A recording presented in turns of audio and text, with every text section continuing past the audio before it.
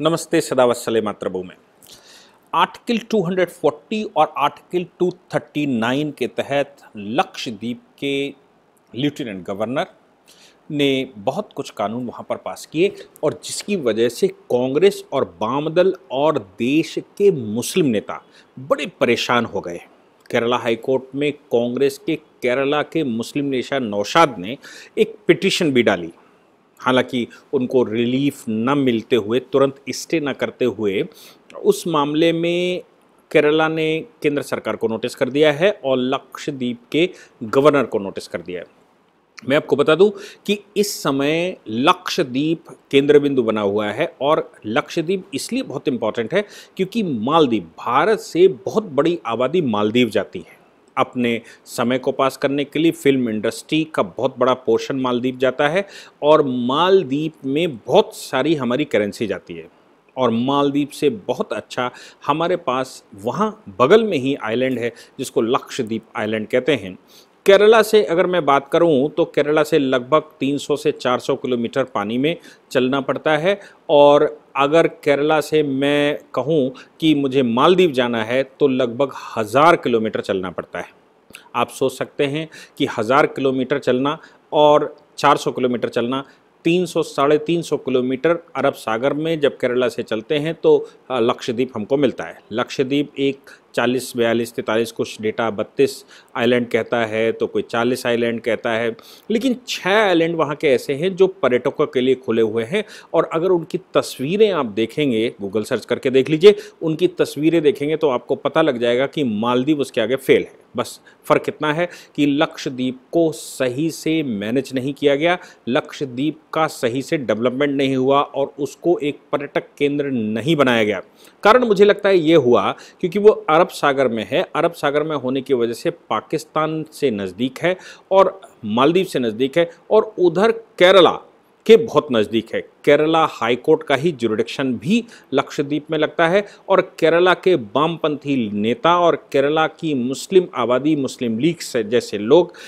लक्षद्वीप को टारगेट किए हुए हैं। CAA NRC के मूवमेंट के समय पर केरला से बड़ी भारी आबादी लक्षद्वीप में शिफ्ट हो गई थी या लक्षद्वीप में CAA NRC का विरोध वहाँ पर कर रहे थे और वहीं से लक्षद्वीप को कॉन्सेंट्रेट करते हुए उसको घेरने का प्रयास किया गया। लक्षद्वीप जिसमें अलग अलग सरकारी डेटाओं के अनुसार अलग अलग बात कही जाती है, लेकिन लक्षद्वीप में एक लेफ्टिनेंट गवर्नर भेजे गए, प्रफुल्ल पटेल, प्रफुल्ल खोड़ा पटेल उनको कहते हैं। प्रफुल्ल खोड़ा पटेल जिस समय वहाँ गए तो उन्होंने वहाँ कुछ कानून पास किए। कॉन्स्टिट्यूशन के आर्टिकल 239, आर्टिकल 240 थे वो 239 और 240 में ये पावर दे रखी है कि वहाँ पर जो प्रेसिडेंट है, चूँकि प्रेसिडेंट रूल है तो प्रेसिडेंट जब वहाँ पर बैठा हुआ है, प्रेसिडेंट उस एरिया को मैनेज कर सकता है। इसको ध्यान में रखते हुए Lakshadweep development authority regulation act 2021 प्रस्तुत किया गया। अब लक्षद्वीप डेवलपमेंट रेगुलेशन अथॉरिटी पास किया गया तो वो तो पूरे देश में है। जैसे दिल्ली की बात करें तो DDA है, मैं कानपुर की बात करूं तो KDA है, लखनऊ की बात करूं तो LTA है, अगर गाज़ियाबाद की बात करें तो GDA है या गुड़गांव की बात करें, ऐसे पूरे देश में जो नगर रहते हैं वहाँ पर डेवलपमेंट अथॉरिटी बनती है। इसके लिए हर राज्य के पास अपने पास अपना एक डेवलपमेंट मॉडल होता है, डेवलपमेंट अथॉरिटी बैठती है। ये डेवलपमेंट अथॉरिटी ये तय करती है कि उस क्षेत्र को जो डेवलपमेंट अथॉरिटी के मातहत लाया गया है, जिसको चिन्हित किया गया है, वहाँ क्या बनेगा, कैसे बनेगा और उसका डेवलपमेंट कैसे हो। लक्षद्वीप में भी ऐसा कानून पास करके उसके डेवलपमेंट की व्यवस्था सरकार ने सोची और सरकार को ये समझ में आया कि लक्षद्वीप एक ऐसा स्थान हो सकता है जो जहाँ से हम पूर्ण रूप से अरब सागर को कंट्रोल कर सकते हैं। अरब सागर के लिए वहाँ फ़ौजें रखी जा सकती हैं, वहाँ कंट्रोल रूम बनाए जा सकते हैं, वहाँ पर पर्यटन डेवलप किया जा सकता है और चूंकि वो 9 डिग्री सी में आता है इसलिए इंटरनेशनल रूट पे भी पड़ सकता है और वहाँ से अच्छी कमाई हो सकती है, बिल्कुल वैसे ही जैसे सिंगापुर में होती है, बिल्कुल वैसे ही जैसे हांगकांग में होती है। ऐसे बहुत सारे द्वीप समूह संसार में डेवलप्ड हैं जिनका जो खुद में कुछ भी पैदा नहीं करते, लेकिन वो सी रूट पर आने की वजह से आमदनी करते हैं। भारत में 2 ऐसे स्थान हैं जो सी रूट पर आते हैं और जहाँ पर अच्छा डेवलपमेंट अगर सही से हो जाए तो वो खुद में सिंगापुर बन सकते हैं, बशर्ते अच्छी नीयत के साथ किया जाए। लक्षद्वीप और निकोबार, 10 डिग्री सी वहाँ से एक इंटरनेशनल रूट निकलता है और उस 10 डिग्री सी की वजह से ही आपने देखा होगा कि पूरे विश्व की नज़र लक्षद्वीप पर रहती है, वो पूरे विश्व की नज़र निकोबार पर रहती है। अंडमान और निकोबार दोनों के बीच से 10 डिग्री सी एक पाथ है। ऐसे ही जब हम अरब से आते हैं तो अरब कंट्रीज से आते समय हम केरला और लक्षद्वीप के बीच से एक 9 डिग्री का रास्ता निकलता है जो निकलते हुए भारत के पोर्टों को छुएगा, लेकिन वो श्रीलंका के चारों ओर से होते हुए अंडमान निकोबार के बीच से होते हुए मलेशिया, सिंगापुर या चाइना और ऊपर के रूट पकड़ता है। अगर ये रास्ता हम नहीं देते हैं तो फिर उसको इंडोनेशिया, मलेशिया के बीच से रास्ता पकड़ना पड़ता है और जो बहुत लंबा है और अनसिक्योर रास्ता है। इसलिए चूंकि इंटरनेशनल रूट पर पड़ता है सी के, तो ये महत्वपूर्ण है। इनको अगर भारत सरकार सही से डेवलप कर ले तो ये खुद में सिंगापुर बन सकते हैं। लेकिन हमारे देश में एंटी नेशनल एक्ट करने वाले लोगों के लिए भी ये स्थान अच्छा है। क्यों? क्योंकि देश की मेन स्ट्रीम पॉलिटिक्स से थोड़ा दूर है और दूर, आप हमको सबको मालूम होगा कि कम्युनिस्टों ने अगर कोई मॉडल बनाया कभी भी और कहीं पर भी बैठे तो वो ऐसे स्थानों पर बैठे जहां पर देश की सरकार की नज़र ना रहे। पिछले आज़ादी के बाद से इन स्थानों को वैनिशिंग पॉइंट पर रखा गया या डेवलपमेंट नहीं किया गया, तो नतीजा निकला कि कम्युनिस्टों ने वहाँ पर अपने घर बनाने शुरू कर दिए और वहाँ पर मुसलमानों ने अपना स्थान बनाना शुरू कर दिया। केरला किस प्रकार से मुस्लिम प्रॉब्लम से ग्रसित है ये हमको दिखाई दे रहा है, चरमपंथ से कैसे ग्रसित है वो हमको दिखाई दे रहा है और अब वो लक्षद्वीप की तरफ बढ़े। ऐसी परिस्थिति में वहाँ पर एंटी सोशल एक्टिविटी एक्ट सरकार ने पास कर दिया, वहाँ पर लक्षद्वीप डेवलपमेंट अथॉरिटी रेगुलेशन पास कर दिया और पंचायती राज एक्ट में संशोधन कर दिया। पंचायती राज एक्ट में संशोधन करते हुए ये कहा गया, नए प्रपोजल में ये कहा गया कि जिनके 2 से अधिक बच्चे हैं वो पंचायत का चुनाव नहीं लड़ सकते। एंटी सोशल एक्टिविटीज़ में ये पावर दी गई गवर्नर को कि लेफ्टिनेंट गवर्नर को ये पावर होगी कि वो एंटी सोशल, एंटी इंडिया या एंटी नेशनल एक्टिविटी के तहत किसी को डिटेन भी कर सकता है। अगर उसको लगे कि ये लोग देश के विरुद्ध या समाज के विरुद्ध ऐसी कोई कार्रवाई वहाँ पर कर रहे हैं तो ऐसे लोगों को वो डिटेन कर सकता है और 1 वर्ष तक डिटेन कर सकता है। मुझे लगता है कि ये तो कोर्ट में भी सस्टेन नहीं करेगा क्योंकि ये कॉन्स्टिट्यूशन के आर्टिकल 22 को सपोर्ट नहीं करता। कॉन्स्टिट्यूशन का आर्टिकल 22 ये कहता है किसी भी व्यक्ति को 3 महीने से ज़्यादा डिटेंशन में नहीं रखा जा सकता। प्रिवेंशन ऑफ डिटेंशन लॉज में उसको रखना तो फिर एक हाई लेवल कमेटी बनानी पड़ेगी और उससे अनुमति के बाद ही उसको डिटेन करा जा सकता है। हालांकि ये गवर्नर ने अपने यहाँ पास किया और उन्होंने कहा कि हम 1 साल तक डिटेन करने की पावर रखते हैं जो एंटी नेशनल एक्टिविटीज़ में इन्वॉल्व वहाँ पर पाया जाएगा। मुझे लगता है वो इसलिए और क्योंकि मेन स्ट्रीम से वो आइलैंड दूर है और वो पूरे आइलैंड हैं, इतने खूबसूरत आइलैंड हैं कि आप सोच सकते हो वहाँ सबसे बड़ा आइलैंड का 4.5 स्क्वायर किलोमीटर का है, 4.5 स्क्वायर किलोमीटर का आइलैंड और समुद्र तल से उसकी ऊंचाई मैक्सिमम ऊंचाई 10 फीट। तो आप सोच सकते हैं कि 3 मीटर की ऊंचाई पर अगर कोई बैठेगा और 4.5 किलोमीटर चारों ओर, या मैं कहूं कि वो 4.5 किलोमीटर टोटल उसकी लैंड है तो 1.5 किलोमीटर इधर या 1.5 किलोमीटर इधर तक होगा, कोई व्यक्ति वहां पर बैठे तो चारों तरफ समुद्र का नज़ारा कैसा होगा और वहां पर हरियाली और जो खजूर के पेड़ या और जो वहाँ की जलवायु है वो ऐसा लगता है कि जैसे बैंकॉक में बैठा हो, ऐसा लगता है जैसे मालदीव में बैठा हो और इवन उससे भी ज़्यादा खूबसूरत ये आइलैंड हैं। इन पर इन लोगों ने कंसंट्रेट किया। कंसंट्रेट करने पर मोदी सरकार ने उसको सेव करने के उद्देश्य से, सेफ्टी के उद्देश्य से वहाँ ये कार्रवाइयाँ शुरू करी। आर्टिकल 240 में उसमें एक ऑर्डर पास कर दिया गया। उस ऑर्डर के तहत वहाँ पर मीट मसाला ले जाना, वहाँ लिक्वर ले जाना, वहाँ पर जो जो बीफ की बिक्री करना, ये सब बैन कर दिया गया है। क्यों? क्योंकि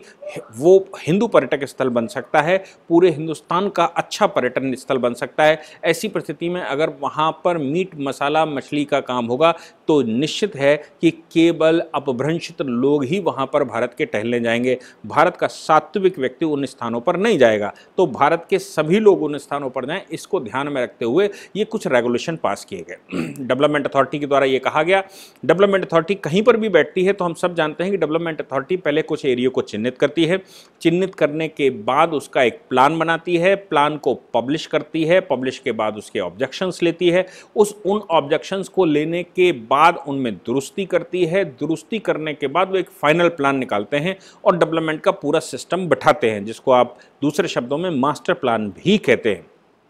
बस इतना सा फर्क होता है कि जिन एरियो को चिन्हित कर दिया गया होगा वहां कोई भी व्यक्ति अपने मन से कंस्ट्रक्शन नहीं कर सकता, अपने मन से उसका डेवलपमेंट नहीं कर सकता, और वहां अगर कुछ इर्रेगुलर डेवलपमेंट है तो उनको वहां से रिमूव करके दूसरा स्थान देना सरकार की जिम्मेवारी बनती है, और या फिर उसी रेगुलेशन के तहत उसको मॉडिफाई करना और फिर डेवलपमेंट अथॉरिटी के अनुरूप उसको बनाना ताकि वो खूबसूरत बने और उस स्थान का सही से सस्टेनेबल डेवलपमेंट हो सके। ये सब कुछ वहां पर हो सकता है। अब इससे समस्या देश के लोगों को क्या है?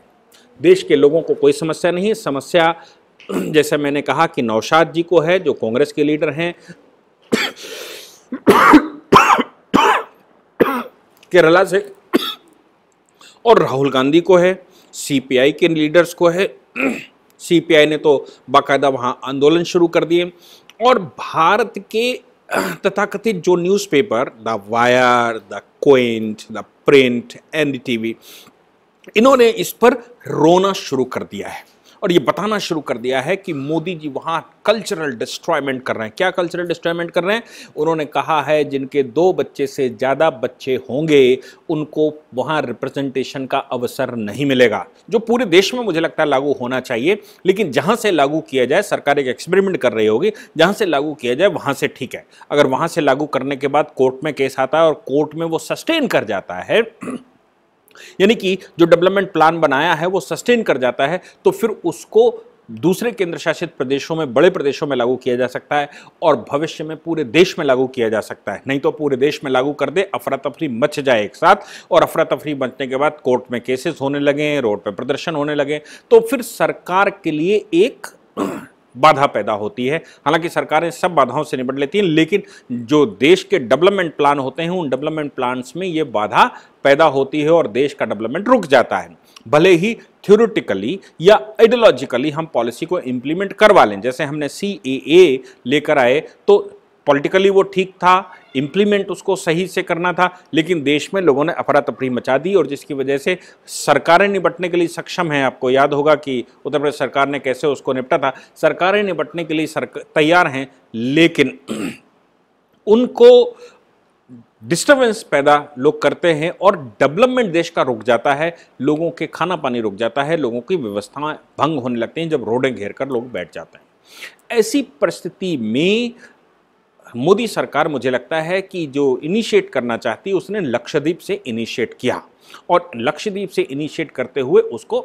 बताना शुरू किया। अब राहुल गांधी का कहना यह है कि उस क्षेत्र में सरकार जो कर रही है यूनियन टेरिटरी के अंदर वो ठीक नहीं है और वहाँ के लोगों को समस्या होने वाली है। वहाँ वो डेमोक्रेसी को ख़त्म कर रही है, भारत की सस्टेनेबिलिटी को ख़त्म कर रही है, भारत में बच्चे कितने पैदा हों इस पर वो वैन लगा रही है, वहाँ पर बीफ नहीं खाया जाएगा इस ऐसा करके उसका हिंदूकरण कर रही है या उसका भगवाकरण कर रही है। ऐसे बहुत सारे आरोप लगाने वाले लोग अब पिछले 3-4 दिन से, जिस दिन से वो ऑर्डर आया तब से चिल्ला रहे हैं। यहाँ तक कि जैसे मैंने कहा कि मिस्टर नौशाद ने उसको केरला हाई कोर्ट में चैलेंज किया। आज केरला हाई कोर्ट ने सरकार को नोटिस किया, लेकिन इनकी प्ली ये थी कि फिलहाल इन डेवलपमेंट प्रोग्राम्स को जो anti social activity, prevention of anti social activity act पास कर दिया या बीफ बैन कर दिया या पंचायती राज एक्ट में संशोधन कर दिया या लक्षद्वीप डेवलपमेंट अथॉरिटी बना दी,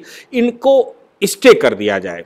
ताकि उस प्रदेश में ये अपने मन से जो ऊधम मचाना चाहते हैं, जितना ये वहाँ डिस्टर्बेंस करना चाहते हैं, उतना डिस्टर्बेंस ये कर सकें और वहाँ कॉन्सेंट्रेट करके मेनलैंड की तरफ गड़बड़ी कर सकें। पहले हमने केरला पर ध्यान नहीं दिया, नतीजा निकला कि वहाँ बहुत बड़ी समस्या है। अब बात आती है कि आखिर लक्षद्वीप का कोई और भी महत्व है क्या? मैं आपको बता दूं, ट्रावनकोर एक स्वतंत्र राज्य हुआ करता था आज़ादी के समय पर। ट्रावनकोर के राजा के साथ माउंटबेटन का उस समय विवाद हुआ। ट्रावनकोर मैं इसलिए कह रहा हूं कि केरला का बहुत बड़ा हिस्सा ट्रावनकोर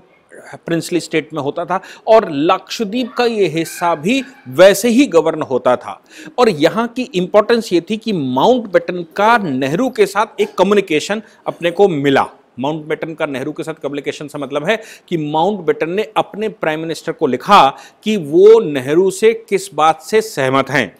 उन्होंने कहा कि मैंने ट्रावनकोर के राजा से कहा कि यहाँ पर जो यूरेनियम है वो यूरेनियम मुझे इंग्लैंड ले जाना है। तो ट्रावनकोर के राजा ने यहाँ तक कह दिया कि हम हिंदुस्तान में बन रहे नए राष्ट्र में विलय भी नहीं करेंगे अगर तुम ऐसा सोचते हो तो माउंटबेटन कहता है कि मैंने नेहरू से बात की और नेहरू से कहा कि अगर मैं ट्रावनकोर के ऊपर हमला कर दूं तो नेहरू ने तपाक से जवाब दिया। ये माउंटबेटन ने अपनी चिट्ठी में लिखा, नेहरू ने तपाक से जवाब दिया और ये कहा कि अगर तुम ट्रावनकोर पर हमला करके यूरेनियम ले जाते हो तो हमको कोई समस्या इससे नहीं होगी। मैं सोचता हूं कि क्यों ना ट्रावनकोर के ऊपर हमला कर दिया जाए और ट्रावनकोर को जीत लिया जाए भारत सरकार के द्वारा। नेहरू यहाँ के प्राइम मिनिस्टर हैं, इसलिए वहाँ का जो यूरेनियम है, जिसको आज हम थोरियम कहते हैं, शायद अंग्रेज उसको यूरेनियम कहते थे, उसको वहाँ से ले जाया जा सकता है। यानी कि आज़ादी के समय वो यूरेनियम भरकर ले जाएंगे और उनको यूरेनियम की वैल्यू मालूम थी। यूरेनियम का ये जो मामला है, वहाँ कोरल रीफ्स हैं, यानी कि जो मूंगे के पहाड़ हैं। ये जो लक्षद्वीप का क्षेत्र है, यहाँ पर बड़े मूंगे के पहाड़ हैं। ये जो पहाड़ हैं, ये जो आइलैंड्स हैं, ये मूंगे के आइलैंड है और ऐसा ही कुछ ट्रावनकोर के समुद्र में था। और यही बात जब यूपीए गवर्नमेंट बैठी तो उनको भी मालूम था कि इन क्षेत्रों में क्या है। उन्होंने सेतु समुद्रम परियोजना शुरू की और सेतु समुद्रम परियोजना के माध्यम से जो राम सेतु है भगवान राम का, हिंदुस्तान के अंदर ये कहा जाता है कि सबसे ज़्यादा बड़े मूंगे के पहाड़ अगर कहीं हैं तो वो राम सेतु पर हैं, जो भगवान राम ने हाथों से बनाया था लंका जाने के लिए, और वो मैन मेड है। अब लंका और तमिलनाडु के बीच में जो क्षेत्र पानी का रहता है उसको पाक स्ट्रेट कहते हैं, यानी कि पाक संधि कहते हैं। पाक संधि का मतलब ये पाकिस्तान की संधि नहीं, उसका नाम पाक संधि है, तो पाक संधि कहते हैं। वहां से बड़े गहरे शिप नहीं निकाले जा सकते। गांधी परिवार ने, या मैं ये कहूं नकली गांधी परिवार ने, यूपीए गवर्नमेंट के टाइम पर सेतु समुद्रम परियोजना लागू करके ये कहा कि हम ये केरला से बीच से रास्ता निकालेंगे और इसको जो मैनमेड राम सेतु है इसको तोड़ते हुए लक्षद्वीप अंडमान तक ले जाएंगे और ये एक रास्ता खोल देंगे, यहां गहराई करेंगे और विदेशी कंपनियों को ठेका देकर वहां पर मलबा समुद्र में फेंकवाने का पैसा यूपीए सरकार ने दिया। लेकिन ये जो मलबा माउंटबेटन के अनुसार वहां यूरेनियम था, आज जिसको अब्दुल कलाम साहब ने थोरियम कहा, ये कोरल रीफ्स के नीचे, यानी कि मूंगे के पहाड़ों के नीचे। हमने वो केस सुप्रीम कोर्ट में लड़ा और सुप्रीम कोर्ट में राम सेतु न तोड़ा जाए इसके लिए केस किया गया। तो नासा ने कहा यह मैनमेड है, ऊपर सैटेलाइट पिक्चर आई ये मैनमेड है, जबकि यूपीए गवर्नमेंट ने, सोनिया गांधी के अटॉर्नी जनरल ने उस समय ये कहा था कि नहीं, राम तो एक कल्पना है और इनका कोई अस्तित्व नहीं है, इसलिए ये ब्रिज उनके द्वारा कैसे बनाया जा सकता है। लेकिन सुप्रीम कोर्ट में लंबी लड़ाई के बाद हिंदूवादी संगठन उसको जीते और राम सेतु परियोजना, समुद्र सेतु परियोजना को बैन कर दिया उन्होंने सुप्रीम कोर्ट ने, तब जाकर वो पहाड़ कहीं बचे थे। तो आप याद रखने की बात है कि जो हमारे पास थोरियम का क्षेत्र है वो यही क्षेत्र है केरला का, लक्षद्वीप का और इधर लंका और लंका के अगल बगल तमिलनाडु का जो समुद्र हमारे पास अरेबियन सी का बनता है या हिंद महासागर का जो आगे का क्षेत्र है, वो सब के नीचे कहीं न कहीं रिच थोरियम, जो संसार में यूरेनियम से भी स्ट्रांग थोरियम माना जाता है, जिसके आधार पर अटल बिहारी वाजपेयी ने उस थोरियम से 2 बड़े परमाणु परीक्षण किए थे, जिससे पूरा विश्व हिल गया था, जो यूरेनियम से भी ज़्यादा खतरनाक परमाणु बने, जिसके आधार पर उस समय अब्दुल कलाम साहब ने कहा था कि ये जो एपीजे अब्दुल कलाम का कहना था कि थोरियम के आधार पर भारत सरकार को बहुत इन्वेस्टमेंट करना चाहिए और इसको रिच करना चाहिए, इससे भारत की जो बिजली की समस्या है वो भी सॉल्व हो सकती है और भारत की जो न्यूक्लियर समस्या है वो भी सॉल्व हो सकती है। केंद्र सरकार में मोदी सरकार के बैठने के बाद वो अब उस क्षेत्र को ऐसा लग रहा है कि प्रिजर्व करने का प्रयास कर रहे हैं ताकि उसका एक कॉरिडोर बनाया जा सके और उस थोरियम को विश्व से बचाया जा सके, वहाँ हो रही चोरियों को बचाया जा सके, वहाँ से हो रहे खनन को बचाया जा सके और वहाँ से पाकिस्तान जैसे देशों के हमलावरों से बचाया जा सके, या विश्व की जो नज़र उस क्षेत्र पर है और उसको भारत से काटना चाहते हैं, ऐसे नजरों से बचाकर उसको पूर्ण रूप से भारत सरकार के कंट्रोल और परमानेंट पब्लिक की देखरेख में लाया जा सके। मुझे लगता है कि ये जो एक्टिविटी सरकार वहां पर कर रही है, ये डेवलपमेंट की तो एक्टिविटी है ही, टूरिस्ट प्लेस बनाने की एक्टिविटी है ही। हम सब जानते हैं कि भारत की जो सुरक्षा है एंशिएंट टाइम से, वो सुरक्षा तीर्थाटन से भारत में सुरक्षित की गई थी, चाहे वो केदारनाथ बद्रीनाथ की यात्रा की बात कहें, चाहे जम्मू कश्मीर में अमरनाथ यात्रा की बात करें, चाहे शारदा पीठ की यात्रा की बात करें, चाहे हम रामेश्वरम की यात्रा की बात करें, या हम और दूसरे तटों पर देश में जो कोने पर विराजमान है, ऐसे क्षेत्रों में पब्लिक परमानेंट अगर जाना शुरू कर दे और भारत के लोग वहां लगातार तीर्थाटन करते रहें, तो आप समझ लीजिए हमको एक्स्ट्रा सिक्योरिटी, एक्स्ट्रा फोर्सेस की कोई आवश्यकता नहीं पड़ेगी और वहां हो रही देश के विरुद्ध गतिविधियां या विदेशी लोगों के द्वारा की जा रही गतिविधियों पर भी अपने आप स्वतः नज़र पड़ेगी और लोग वहां बसने लगेंगे, तो वो स्वयं में एक बिना पैसे का सूचना तंत्र बनता है। मुझे लगता है कि उस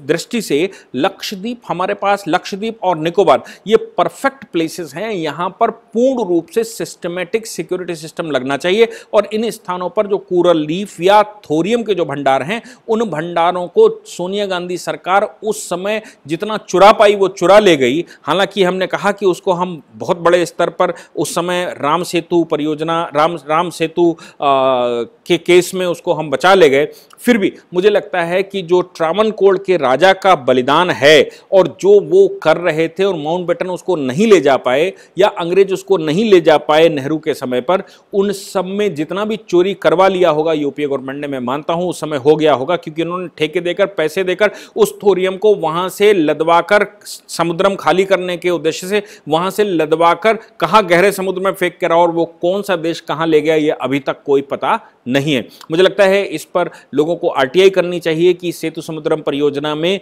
आपने कितना मलबा वहां से उठवाया, कितना पैसा खर्च किया, कितना माल निकला, कहां गया, कौन सी कंपनियां थी, इस पर एक रिसर्च देश के लोगों को करना चाहिए। इसलिए मैं विषय इसको और दे रहा हूं, लेकिन यहां पर यह ध्यान रखने की बिल्कुल आवश्यकता है कि इन क्षेत्रों पर मोदी सरकार जिस प्रकार कॉन्सेंट्रेट कर रही है वो आंतरिक सुरक्षा के लिए भी इंपॉर्टेंट है और वो बाहरी सुरक्षा के लिए भी इंपॉर्टेंट है और वो पर्यटन और तीर्थाटन के लिए भी इंपॉर्टेंट है। इसलिए इस विषय पर मुझे लगता है कि राहुल गांधी जो कहने की कोशिश कर रहे हैं या कम्युनिस्ट जिस प्रकार से कहने की कोशिश कर रहे हैं, ये देश के विरोधी मानसिकता के लोग हैं। और अगर ये कह रहे हैं तो एक बात तो पक्की है कि इनका कोई ना कोई हित या स्वार्थ निहित है और सरकार जो कर रही है वो ठीक ही कर रही है। केरला हाईकोर्ट ने इनको स्टे नहीं दिया, इसलिए उनको साधुवाद, लेकिन वो पूरे केस को सुनेंगे तो हैं, इसलिए उन्होंने सरकार को नोटिस किया और पूछा कि आखिर आप वहां क्या करना चाहते हैं। मुझे लगा कि ये विषय एक बहुत इंपॉर्टेंट सिक्योरिटी की दृष्टि से विषय है और इसलिए पूरे देश को इसकी एनालिटिकल एनालिसिस पता होनी ही चाहिए। सो मैंने बताने की कोशिश की। बहुत बहुत धन्यवाद कि आपने इसको सुना।